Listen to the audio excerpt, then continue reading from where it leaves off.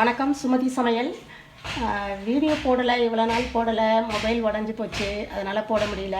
இப்போ தான் first start பண்ணுறோம். அது ஒரு இனிப்போடு ஸ்டார்ட் பண்ணலான்னு நினச்சிட்டு இருக்கேன். சேமியா கேசரி செய்யலான் இருக்கேன். ஒரு அவசரத்துக்கு ஸ்வீட் செய்யணும் அப்படின்னா, ஒரு இனிப்புனாவே இப்போ ஒரு கேசரி செய்யணும், யாரோ திடீர்னு விருந்தாளி வந்துட்டாங்க செய்யணுன்னா ஒரு பாயசம் வைப்போம், இல்லைனா ஒரு கேசரி செய்வோம். இன்றைக்கி புதுசாக நான் சேமியா கேசரி செய்யலான் இருக்கேன். இப்போ எப்படி செய்யலான்ட்டு பார்க்கலாம். கடாயில் ஃபஸ்ட்டு நெய் ஒரு 2-3 ஸ்பூன் நெய் ஊற்றிக்கலாம்.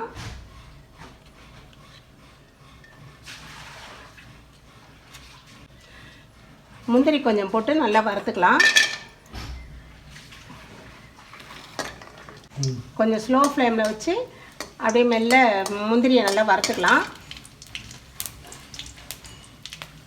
கொஞ்சம் திராட்சை கொஞ்சம் போட்டுக்கலாம்.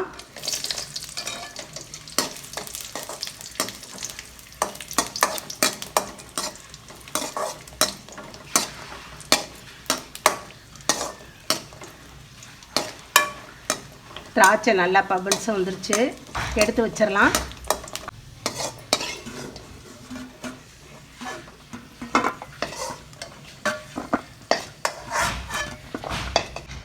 சேமியா 1 கப் போட்டுக்கலாம்.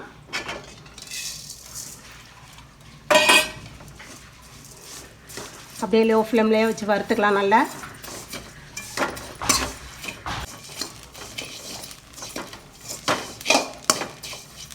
நீங்கள் வறுத்த சேமியா வறுக்காத சேமியா எது வாங்கினாலும் சரி, நெய்யில் கொஞ்சம் நேரம் இப்படி வறுத்துட்டு செய்யுங்க, நல்லாயிருக்கும்.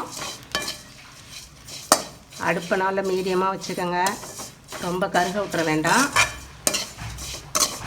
இப்போ இதை எடுத்து கொட்டி வச்சுக்கலாம். வறுத்தாச்சு, வேறு பாத்திரத்தில் எடுத்து கொட்டி வச்சுக்கலாம்.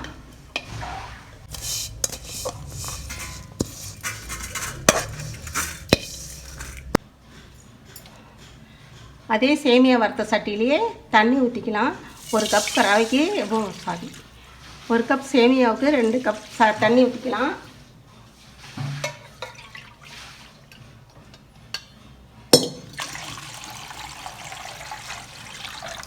தண்ணி நல்லா கொதியட்டும். கொதிஞ்சதுக்கப்புறம் பார்ப்போம். தண்ணி கொதிஞ்சிருச்சு, கொஞ்சம் ஃபுட் கலர் சேர்த்துக்கலாம். சேமியாவை கொட்டிக்கலாம்.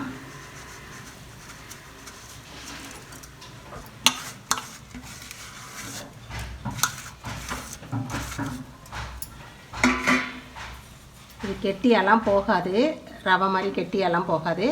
இது நல்லாயிருக்கும், பயப்படாமல் செய்யலாம். யார் வேணால், சின்ன பிள்ளைங்க, புதுசாக கற்றுக்கிற பிள்ளைங்க எல்லாமே செய்யலாம். ஈஸியாக செஞ்சுக்கலாம். ஒரு அரை மணி நேரத்துக்குள்ளே வேலை முடிஞ்சிடும். நல்லா வேகட்டும், நல்லா வெந்து வேகட்டும். ஃபுட் கலர் உங்கள் ஆப்ஷன் தான்ப்பா, நீங்கள் போடணுன்னா போட்டுக்கலாம். போட்டால் தான் கேசரி டேஸ்ட்டு, கேசரி கலர் இருக்கும், அப்போ தான் நல்லாயிருக்கும். பார்த்துக்கோங்க எப்படின்ட்டு.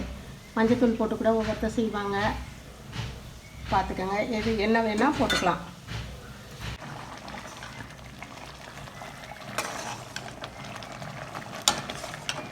இன்னும் கொஞ்சம் நேரம் வேகணும்ப்பா, இன்னும் கொஞ்சம் வேகாமல் இருக்குது தம்பி. இன்னும் கொஞ்சம் நேரம் வேகணும்.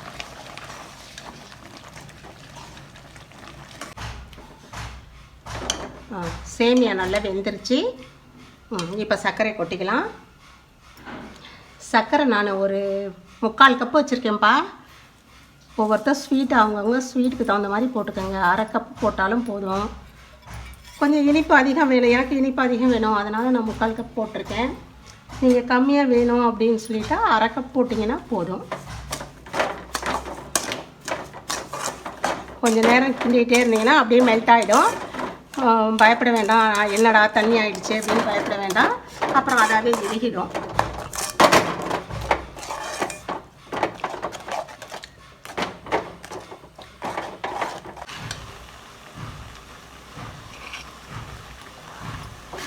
கேசரி ரெடி ஆகிடுச்சு.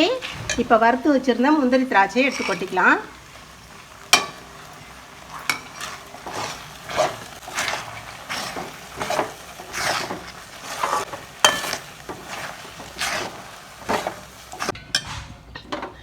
ஏலக்காய் பொடி கொஞ்சம் போட்டுக்கலாம்.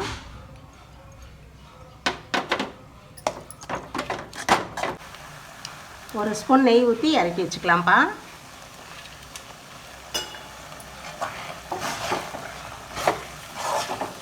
அவ்வளோதான், சேமியா கேசரி ரெடி.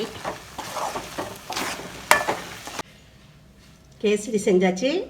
இப்போ இதை எடுத்து சாப்பிட்டு பார்ப்போம்.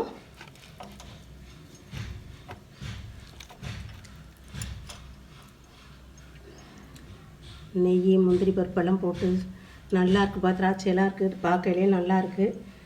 சாப்பிட்டு பார்ப்போம். சாப்பிட்டு பார்த்துட்டு எப்படி இருக்குன்னு சொல்கிறேன்.